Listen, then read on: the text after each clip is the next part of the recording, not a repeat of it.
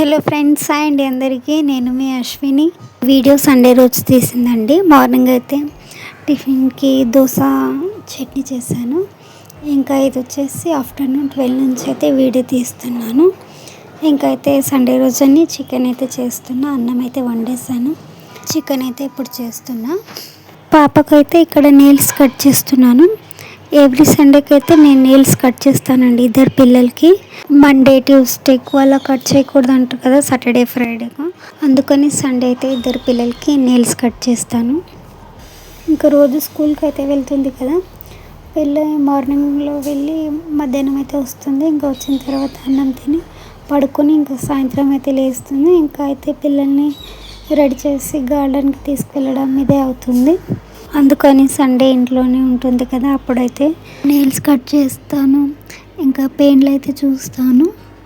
ఇంకా తలకు స్నానం సండే రోజు చేయిస్తానండి. ఇంకా రోజైతే స్కూల్కి వెళ్తుంది కదా, రోజు ఏం చేయించను. వీక్లో 3 days అలా చేయిస్తాను. ఇంకా సండే రోజు అయితే పక్కా తల స్నానం చేయిస్తాను. ఇంకా పిల్లలు ఇద్దరికైతే స్నానం చేయించి అన్నం తినిపెట్టి అయితే పడుకోబెట్టాను. ఇంకా క్రిషిక వాళ్ళ డాడీ అయితే కాల్ చేశారు. ఈరోజు సండే కదా, పిల్లల్ని తీసుకొని బయటికి వెళ్దామని.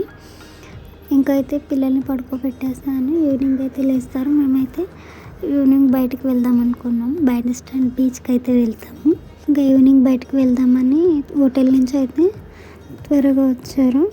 ఇంకా క్రిషిక వాళ్ళ డాడీకి అయితే సండే ఏం హాలిడే ఉండదండి. వీక్లో 1 టైం ఉంటుంది వీక్ ఆఫ్. అంటే సండేని విడిచి ఇంకా మండే ట్యూస్డే ఫ్రైడే ఇంకా ఎప్పుడైనా తీసుకోవచ్చు. ఇంకా సండే వీకెండ్ కదా, అందుకని చాలామంది వస్తుంటారు హోటల్కి. అప్పుడైతే వాళ్ళకి హాలిడే ఉండదు సండే రోజు. అందుకని డ్యూటీకి అయితే వెళ్ళి సాయంత్రం త్వరగా వచ్చేస్తానన్నారు.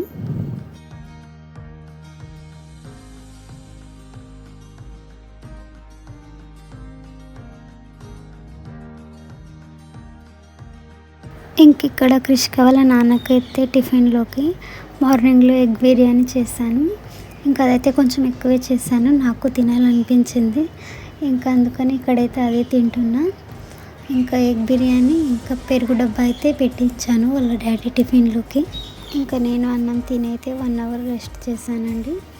ఇంకైతే ఈవినింగ్ లేచి టీ పెట్టుకొని ఇంకా వాళ్ళ డాడీ అయితే త్వరగా వస్తా అన్నారు కదా, ఈవినింగ్ బయటికి వెళ్దామని టీ పెట్టుకొని తాగి ఇంకా పిల్లల్ని అయితే రెడీ చేసి నేనైతే రెడీ అయ్యాను. ఇంకా మా అత్తమ్మ అయితే వాళ్ళ సిస్టర్ ఇక్కడే ఉంటుంది ధారావిలో అని.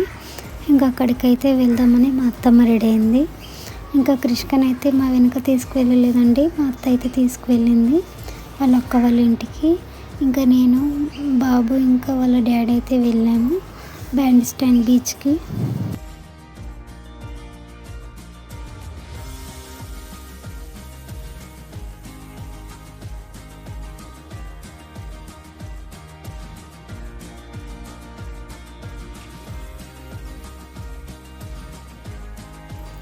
ఈ బీచ్ వచ్చేసి బాండ్రా వెస్ట్లో ఉంటుందండి.